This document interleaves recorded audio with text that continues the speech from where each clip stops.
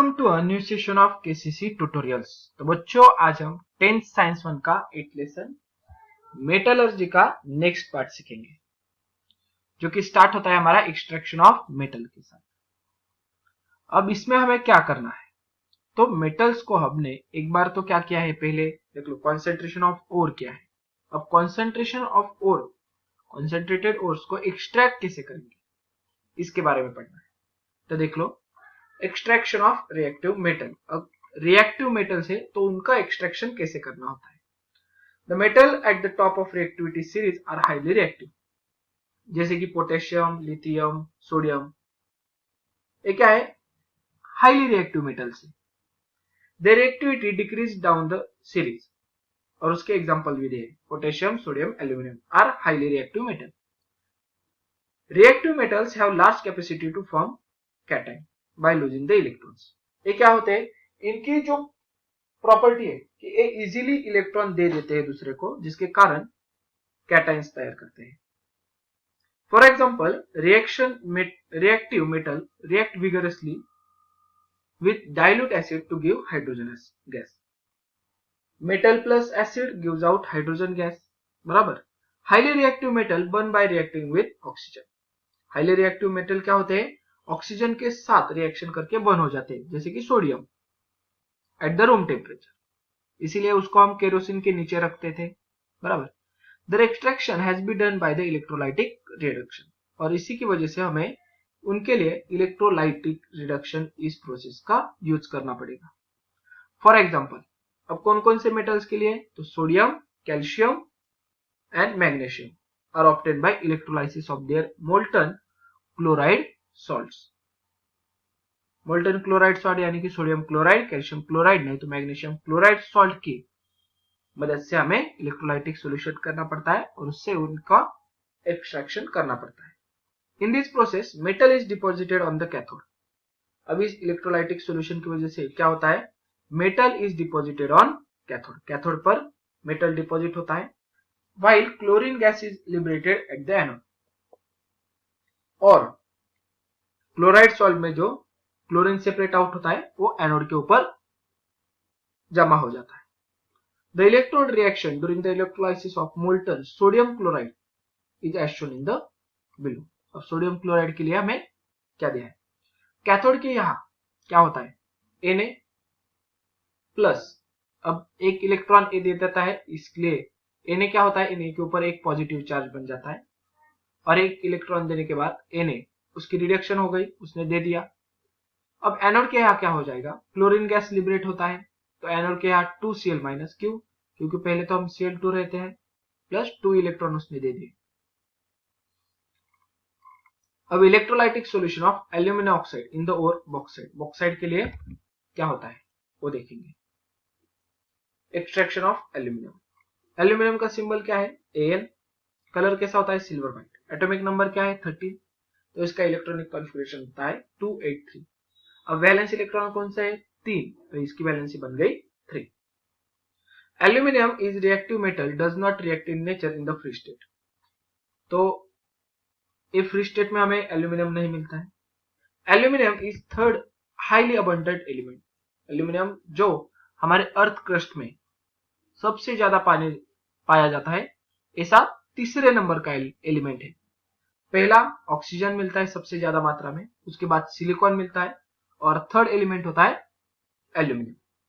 Aluminium is extracted from its ore bauxite, हम aluminium किससे तैयार करते हैं, बॉक्साइड से, और उसका केमिकल फॉर्मूला देख लो क्या है, Al2O3.NH2, यानी कि नंबर ऑफ वाटर मॉलिक्यूल कम ज्यादा हो सकते हैं। Bauxite contains 30% to 70% of Al2O3, bauxite में कितना होता है, 30% से 70% तक Al2O3 होता है, और remaining part gangue that is impurities होती है। अब इंप्योरिटीज में क्या होगा, तो सैंड, सिलिका और iron oxide. There are 2 types steps in the extraction of aluminium. अब 2 स्टेप्स में इसका एक्सट्रैक्शन होता है एल्यूमिनियम का। फर्स्ट वन है कॉन्सेंट्रेशन ऑफ बॉक्साइड। अब देख लो, ये बहुत ही इंपॉर्टेंट टॉपिक है, आप ध्यान से इसे सीख लो। Bauxite is the main ore of alumina. Aluminium की मेन ओर कौन सी है? बॉक्साइट। ये आपको एमसीक्यू में पूछा जा सकता है। अब इसमें बॉक्साइट में कौन कौन सी इंप्योरिटीज होती है? तो फर्स्ट वन होते हैं silica, second ferric oxide, third one titanium oxide, are the impurities present in the bauxite. ये सारी इंप्योरिटीज है, इन्हें हमें हटाना है। Separation of this impurities is done by leaching process. और इनको किस प्रोसेस से? हम लीचिंग प्रोसेस से सेपरेट आउट करते थे। ये भी हमने प्रीवियस पार्ट में देखा था। यूजिंग आइदर, अब लीचिंग दो मेथड से होती है, एक तो बेयर मेथड होती है, नहीं तो हॉल्स मेथड होती है। In both of this method finally the concentrated alumina is obtained by calcination. कौन सी भी मेथड यूज कर लो, हमें फाइनली क्या मिलने वाला है? एल्यूमिना। और कहां से? By the method of using calcination. अब पहले तो हम देखते हैं बेयर्स प्रोसेस। अभी इसके लिए बेयर्स प्रोसेस यहां पे स्टार्ट होती है, हॉल प्रोसेस यहां पर स्टार्ट हुई थी, इसलिए मैं इनको अलग कलर देता हूं, जिसका आपको इजीली उनके बीच का संबंध, डिफरेंस समझ में आ जाएगा। Bayer's process, the ore is fine ground with ball mill. Ball mill में क्या होता है? उसको जो बड़े पत्थर होते हैं उनको छोटे पाउडर ओर में कन्वर्ट कर दिया जाता है। और then it is leached by, यानी कि उसको सोक करके भिगो कर रखेंगे सर्टेन सॉल्यूशन में। तो सर्टेन सॉल्यूशन कौन सा होता है? तो NaOH, caustic soda, at the temperature 140 to 150 degree under the high pressure for 2 to 8 hours in a digester। Digester यानी कि क्या होता है? डाइजेस्टर यानी कि डाइजेस्ट करने वाला। तो हम बॉक्साइड और कॉस्टिक सोडा को एक साथ भिगो कर रखेंगे 140 टू 150 डिग्री सेल्सियस पर हाईली प्रेशर पे 2 से 8 घंटों तक। तो क्या होता है? जो एल्यूमिना होता है वो कॉस्टिक सोडा के साथ चला जाता है और गैंग्यू पार्टिकल्स वो मिक्स नहीं होते, वो नीचे वैसे ही रहेंगे। Aluminium oxide is amphoteric in nature, is react with aqueous solution of sodium hydroxide. Aluminium oxide और सोडियम हाइड्रोक्साइड की रिएक्शन हो जाती है, जिसके कारण सोडियम एल्यूमिनेट वाटर सॉल्युबल, यानी कि वाटर के साथ सॉल्युबल होने वाला सोडियम एल्यूमिनेट तैयार होता है। This means that bauxite is leached by sodium hydroxide. इसी को हम बोलते हैं बॉक्साइड को लीच किया किसने? Sodium hydroxide. यहां पर इसकी रिएक्शन देख लो, Al2O3 plus 2H2O, bauxite plus twice NaOH, sodium hydroxide gives out twice NaAlO2, that is aluminum oxide, plus 3 molecules of H2 water, और ये सब water soluble है। The iron oxide in the gangue does not dissolve। अब जो iron oxide होता है वो dissolve नहीं होता। It is separated by filtration, तो उसे हम filtration की मदद से separate out कर देते हैं। However, silica in the gangue dissolve in aqueous sodium hydroxide। मगर जो सिलिका होती है वो NaAlO3 के साथ वाटर सॉल्युबल हो जाती है, जिसके कारण सोडियम सिलिकेट तैयार होता है। सिलिका के कारण पानी में सोडियम सिलिकेट तैयार हो जाता है। Aqueous sodium aluminate NaAlO2 is diluted by putting in water. अब इसको सेपरेट आउट करना है, अगेन उल्टा। तो सोडियम एल्यूमिनेट को हम वाटर में वापस डाल देते हैं और कूल टू 50 डिग्री, तो उसको 50 डिग्री तक कूल करेंगे, तो क्या बन जाएगा? Precipitate of aluminium hydroxide. ये देख लो, एल्यूमिनियम हाइड्रोक्साइड हमें मिल चुका है और NaOH, that is caustic soda, वापस बाहर आ जाता है। अब ऐसे समझ लो, तो हमने एल्यूमिनियम बॉक्साइड लिया, उसके साथ कॉस्टिक सोडा डाल दिया, इसकी वजह से हमें NaAlO2, that is aluminium oxide मिला वाटर के साथ, मगर इसके साथ सोडियम सिलिकेट भी था। अगेन इसको हमने लिया NaAlO2 को, उसको पानी में डाल दिया, मगर उसका टेम्परेचर क्या था? अब 50 डिग्री। तो NaAlO2, that is sodium aluminate का, एल्यूमिनियम ऑक्साइड का क्या बन जाएगा हमें? तो सोडियम एल्यूमिनेट, जो इसमें जो सोडियम एल्यूमिनेट था उससे हमें एल्यूमिनियम हाइड्रोक्साइड बन जाता है और सोडियम हाइड्रोक्साइड अलग हो जाता है। तो ये थी हमारी बेयर्स प्रोसेस। उसके बाद हॉल्स प्रोसेस में क्या होता है? सिर्फ NaOH की जगह हमें यूज करना होता है Na2CO3। आ गए समझ में? तो कॉस्टिक सोडा की जगह हम हॉल्स प्रोसेस में यूज करते हैं सोडियम कार्बोनेट। सेम प्रोसेस करना है। The ore is powder and then leached by heating with aqueous sodium carbonate in the digester. यानी कि जहां हमने कॉस्टिक सोडा, तो हम उस बॉक्साइट को सोडियम कार्बोनेट के साथ डाइजेस्टर में रख देंगे, लीचिंग हो जाएगा तो वापस सोडियम एल्यूमिनेट ही बनेगा। सोडियम सिलिकेट बना था सॉरी, यहां पर सोडियम एल्यूमिनेट बन जाएगा, ट्वाइस NaAlO2 यहां तक का। Then insoluble impurities are filter out, वापिस उसका फिल्ट्रेशन करना पड़ेगा जहां यहां पर जैसे हमने किया था। The filtrate is warm and neutralize by passing carbon dioxide gas. मगर इसमें क्या होता है कि फिल्ट्रेट करने के दरमियान हमें कार्बन डाइऑक्साइड उसमें से पास करना पड़ता है, जिसके कारण precipitation of aluminium hydroxide AlOH3 हमें मिलेगा।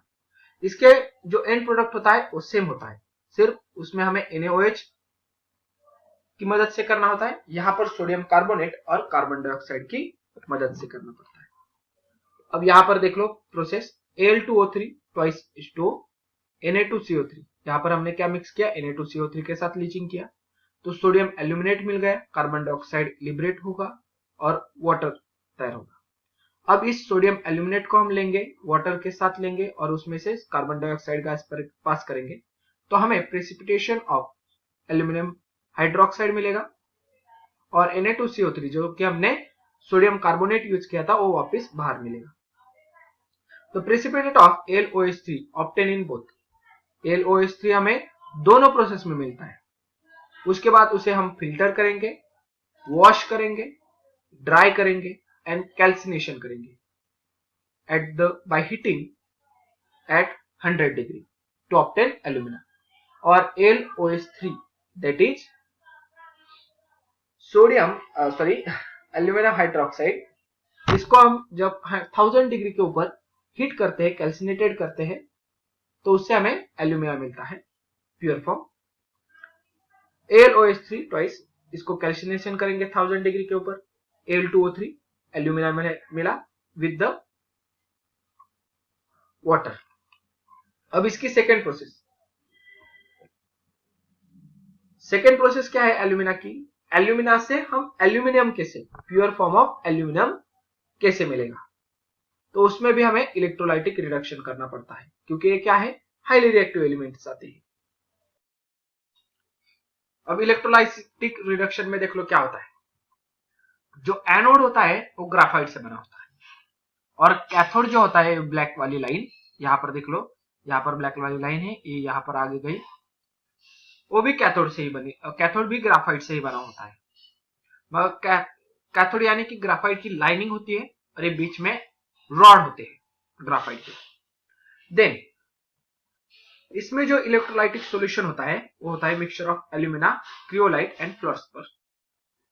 नीचे हमें प्योर मोल्टन एल्यूमिनियम मिलता है जिसका आउटलेट है यहां पर, और जो ग्रे कलर में आपको नजर आ रहा है वो है स्टील टैंक। अब इसमें क्या होता है देख लो, in this method electrolysis of molten mixture of alumina. अब एल्यूमिना का मेल्टिंग पॉइंट क्या है, greater than 2000 is done in a steel tank. तो इलेक्ट्रोलाइसिस किसमें, स्टील टैंक में किया जाता है। The steel tank has a graphite lining on the inner side, inner side ये जो ब्लैक लाइन दिख रही है वो ग्राफाइट की लाइनिंग होती है, act as a cathode. This lining does work as a cathode. A set of graphite rod, अब बीच में क्या है, ग्राफाइट के रॉड से dip in the molten electrolyte work as anode, और जो ग्राफाइट के बीच वाले रॉड है वो एनोड की जैसे काम करते हैं। Cryolite and fluorspar are added in the mixture to lower the temperature up to 1000 degree Celsius. अब आपने यहाँ पर देखा है मिक्सचर ऑफ एल्यूमिना, हमें यहाँ पर ऊपर एल्यूमिना बना हुआ था, उसमें हम वापस क्रियोलाइट और फ्लोस्फर क्यों डालते हैं, तो जो मोल्टन मेल्टिंग पॉइंट होता है एल्यूमिना का 2000 डिग्री, वो नीचे आकर कितना हो जाता है जब इनको ऐड कर देंगे तो 1000 डिग्री तक। तो इससे हमें पैसे की बचत होती है और जल्दी ये एक्सट्रैक्शन प्रोसेस बना होता है। ये था ये पॉइंट। अब उसके बाद बी पॉइंट देख लो, aluminium is deposited on the cathode, cathode के ऊपर एल्यूमिनियम डिपॉजिट होता है इस लाइनिंग के ऊपर। Molten aluminium being heavier than the electrolyte, अब जो इलेक्ट्रोलाइट से मोल्टन एल्यूमिनियम हेवियर होता है इसकी वजह से वो नीचे आता है। It's collected at the bottom of the tank, और वो बॉटम ऑफ द टैंक के आप हम कलेक्ट करते हैं। It is taken out from there time to time, और थोड़ी देर बाद जब एक मोल्टर एल्यूमिनियम यहाँ पर करेक्ट होता है, कुछ देर बाद हम क्या करेंगे, उसको बार बार यहाँ से इसको निकाल लेंगे। एक oxygen gas is liberated at the anode, और एनोड के यहाँ ऑक्सीजन गैस लिबरेट होता है। इसी प्रोसेस को यहाँ पर दिया है, ट्वाइस O2 माइनस 2 इलेक्ट्रॉन दे दिए, तो O2 और 2 2 4, सो इसे यहाँ पर है 4E माइनस, ऑक्सीडेशन हो गया, कैथोड के यहाँ रिडक्शन हो जाता है। The liberated oxygen react with the anode to form a carbon dioxide. अब ग्राफाइट में होता है कार्बन, तो कार्बन और जो ग्राफाइट के रॉड पर ऑक्सीजन जमा हुआ है उनकी रिएक्शन होती है, जिसकी वजह से कार्बन डाइऑक्साइड गैस तैयार होता है। The anode had to be changed from time to time as they are oxidized during the electrolysis of alumina, और इसी के कारण जो एनोड होता है वो हमें बार बार चेंज करने पड़ते हैं। एनोड की जो रॉड है ये येलो वाले, क्योंकि उनका करोजन होता है इसकी वजह से। देन बी प्रोसेस देख लो, ये तो हो गया हाईली रिएक्टिव के बारे में। अब देखते हैं मॉडरेटली रिएक्टिव मेटल्स के बारे में हमें क्या करना पड़ेगा। What are the moderately reactive metals, आपको रिएक्टिव सीरीज में मिल जाएगा।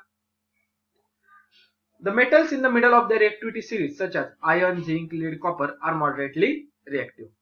ये सारे मॉडरेटली रिएक्टिव मेटल्स है। Usually they occur in the form of sulphide, salts and carbonates. तो सेकंड वाले का क्वेश्चन भी आपको आंसर यहाँ पर दिया है, वो किस फॉर्म में होते हैं, एक तो सल्फाइड के सॉल्ट्स के फॉर्म में होते हैं, नहीं तो कार्बोनेट्स में होते हैं, यानी कि zinc carbonate, lead carbonate, copper carbonate, ऐसे। It is easier to obtain metals from their oxide rather than sulphide and carbonate. तो जो सल्फाइड और कार्बोनेट होते हैं इनके, तो इनसे प्योर एलिमेंट यानी कि लीड नहीं तो जिंक बनाना, प्योर करना आसान नहीं है। तो हमें क्या करना होता है, इन कार्बोनेट नहीं तो सल्फाइड्स में, सल्फाइड्स को ऑक्साइड में कन्वर्ट करने की जरूरत होती है, और ऑक्साइड से मेटल को एक्सट्रैक्ट करना इजी वे है। Therefore sulphide ores are strongly heated to air, इसलिए हम सल्फाइड ओर को एयर के साथ हीट करते हैं, जिसके कारण उसका ऑक्सीडेशन होता है। This process is called as a roasting, और इस प्रोसेस को हम क्या कहेंगे, रोस्टिंग। तो आपको यहाँ पर रोस्टिंग का मतलब भी समझ में आ गया। Sulphides ores are strongly heated in air to transform them into oxide, it's called as a roasting। अब सल्फाइड रहेगा तो रोस्टिंग होता है, वैसे ही सिमिलरली कार्बोनेट ओर्स रहेंगे तो उसे बोलते हैं हम calcination. Carbonates ores are strongly heated in limited supply of air, यहाँ पर ज्यादा ऑक्सीजन होता है, मगर कार्बोनेट की जब बारी आती है तब हम लिमिटेड सप्लाई ऑफ एयर देते हैं to transform them oxide, same लिखने का है, is called as a calcination. आगे समझ में, sulphide enough oxygen is called as a roasting, carbonates with limited supply of air is called as a calcination. Then roasting और calcination का हमें यहां पर रिएक्शन देंगे, वो देखते हैं हम कि रिएक्शन क्या है। रोस्टिंग में देख लो, जिंक सल्फाइड था, उसको हमने ऑक्सीडेशन किया ऑक्सीजन के साथ, तो जिंक ऑक्साइड बन गया, SO2 गैस इवॉल्व हो जाता है। वैसे ही कैल्सिनेशन का कैसे होता है, जिंक कार्बोनेट होता है, इसका डिकम्पोजिशन होता है, जिसमें हमें जिंक ऑक्साइड मिलता है और कार्बन डाइऑक्साइड इवॉल्व हो जाता है। अब जिंक ऑक्साइड जो मिला है हमें, the zinc oxide so obtain is reduced by zinc by using suitable reductant such as carbon. Reductant यानी कि रिडक्शन करने वाला एजेंट। तो रिडक्टेंट कैसे करेंगे, जिंक ऑक्साइड को हम रिएक्शन कर देंगे कार्बन के साथ, तो क्या होता है, जिंक हमें प्योर फॉर्म में मिलता है और CO कार्बन मोनोऑक्साइड एक गैस इवॉल्व हो जाता है। Apart from carbon, reactive metals such as sodium, calcium, aluminum are also used as a reducing agent। Carbon की जगह हम सोडियम, कैल्शियम, एल्यूमिनियम भी यूज कर सकते हैं। This is because these metal displace a moderately reactive metal from the compound। अब देख लो, highly क्या करेगा, highly reactive metal moderately reactive metal को रिप्लेस करेगा। तो ये सारे क्या होते हैं, यहाँ पर इस ऑक्सीजन को रिप्लेस कर देते हैं और Zn को प्योर फॉर्म में बना देते हैं। For example, when manganese dioxide that is MnO2 is ignited with aluminum powder, इसको aluminum powder के साथ ignite कर देंगे तो following reaction take place, जैसे कि manganese dioxide for plus 4 Al gives out 3 manganese plus twice Al2O3 plus heat. Exothermic reaction है जिसमें हमें एल्यूमिनियम ऑक्साइड तैयार होता है और मैंगनीज प्योर फॉर्म में मिलता है। Identify the substances undergo oxidation and reaction in this reduction. इसमें कौन सा सब्सटेंस ऑक्सीडेशन हुआ और किसका रिडक्शन हुआ ये आपको ढूंढना है। The heat evolved in the above reaction is so large that the metal is formed in the molten state।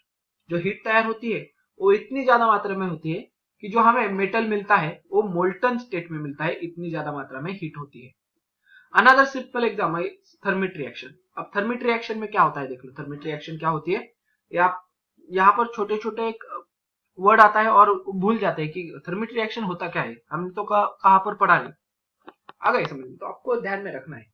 Thermite reaction क्या होता है, iron oxide reacts with aluminium to form iron and aluminium oxide. तो देख लो ferrous oxide that is iron oxide है और उसको हमने एल्यूमिनियम के साथ रिएक्शन करेंगे तो हाईली रिएक्टिव कौन है, एल्यूमिनियम। एल्यूमिनियम क्या करेगा, इस फेरस को रिप्लेस कर देगा, तो Al2O3 बन जाता है एल्यूमिनियम ऑक्साइड। इसमें भी हीट एक्सोथर्मिक रिएक्शन है इसलिए हीट पैदा होती है और हमें 2Fe मिल जाता है। देन नेक्स्ट है वेल्डिंग रेल्स। वेल्डिंग रेल्स का वेल्ड कैसे होता है, hot steel from thermite reaction. तो थर्मिट रिएक्शन से हम यहाँ पर रेड पोर्शन दिखाई दे रहा है वो क्या है आपका हॉट स्टील। उसके ऊपर स्लैग रख देते हैं और क्रूसिबल जिसमें हमें ये सारा हॉट स्टील रखना है। अब क्रूसिबल में क्या बनेगा देख लो, transfer section of rail. Transfer section of rail A से रेल की पटरी होती है, आगे से आप देखोगे और साइड से देखोगे तो ऐसे आ गए समझ में। तो क्या करेंगे, एक बीच में जो ऐसे आपको दिखाई दे रहा है वेल्डिंग करना है इस बीच वाले हिस्से को। अब यहां पर हमें वेल्डिंग करना है दो रेल की पटरियों को, तो यहां से हम पोर करेंगे हॉट मोल्टन स्टील। कर दिया क्रूसिबल। ये क्या है, क्रूसिबल का ए नॉब अब जब निकाल देते हैं तो क्या होता है, इस व्हाइट वाले नॉब के होल से यहां पर आ जाता है। ये सेम कलर का होने के कारण नजर नहीं आ रहा है आपको, यहां से ये नीचे गिर जाता है और यहां पर सख्त हो जाता है। देख लो यहां पर एक बार सॉलिडिफिकेशन होने के बाद ये दो रेल 1 और रेल 2 को वेल्डिंग बन जाती है। इसे बोलते हैं हम थर्मिट वेल्डिंग, क्योंकि इसमें जो रिएक्शन होती है वो थर्मिट रिएक्शन होती है इसके कारण। अब नेक्स्ट पॉइंट है हमारा extraction of less reactive metals. अब लेस रिएक्टिव मेटल्स का एक्सट्रैक्शन कैसे करना है। The metals at the bottom of reactivity series are less reactive, जैसे कि सिल्वर, गोल्ड, प्लेटिनम, ये हमें फ्री स्टेट में मिलते हैं। The reserves of copper in free state are very few, मगर कॉपर हमें फ्री स्टेट में नहीं मिलता। तो कॉपर कौन से फॉर्म में होता है, उसके सल्फाइड के, उसमें सल्फर होता है। तो अब इस सल्फर को हमें हटाना है, निकालना है उससे। तो कैसे निकालेंगे, कॉपर सल्फर की हम रिएक्शन करते हैं ऑक्सीजन के साथ, जिसके कारण क्या होता है, क्यूप्रस ऑक्साइड तैयार होता है, twice Cu2O plus twice SO2 liberated, यानी कि सल्फर डाइऑक्साइड गैस लिबरेट हो जाता है और क्यूप्रस ऑक्साइड तैयार होता है। अगेन हम क्या करेंगे, इस क्यूप्रस ऑक्साइड को लेंगे ट्वाइस Cu2O और इसी की रिएक्शन इसको यहां पर ले लिया और इसकी रिएक्शन कॉपर सल्फेट के साथ अगेन कर देंगे। तो इसमें अगेन क्या होगा, SO2 फॉर्म होगा, मगर यहां पर ये देख लो यहां का S O और ट्वाइस ये खत्म हो गया सारा। तो क्या बचा है, Cu2 दो और यहां पर ट्वाइस यानी कि 4 प्लस ट्वाइस Cu, कितने Cu हमें नजर आएंगे, 6। तो यहां पर हमें प्योर फॉर्म में कॉपर मिल जाता है। आ गए समझ में। यहां पर जो हमारा आज का पार्ट था वो खत्म होता है। नेक्स्ट पार्ट में हमने रिफाइनिंग सीखनी है। तो आशा करता हूं ये पार्ट आपको जरूर समझ में आ चुका होगा। अगर ये वीडियो आपको अच्छी लगी होगी तो प्लीज ज्यादा से ज्यादा लाइक, शेयर एंड कमेंट करते जाइए। और अगर आपने अब तक हमारे चैनल को सब्सक्राइब नहीं किया होगा तो प्लीज सब्सक्राइब भी कर दीजिए। केसीसी ऑनलाइन ट्यूशन का अगर आप हिस्सा बनना चाहते हो, हमारी ट्यूशन ज्वाइन करना चाहते हो, तो डिस्प्ले में दिए गए नंबर पे कॉल करके अधिक जानकारी ले सकते हो। Thank you for watching, good bye.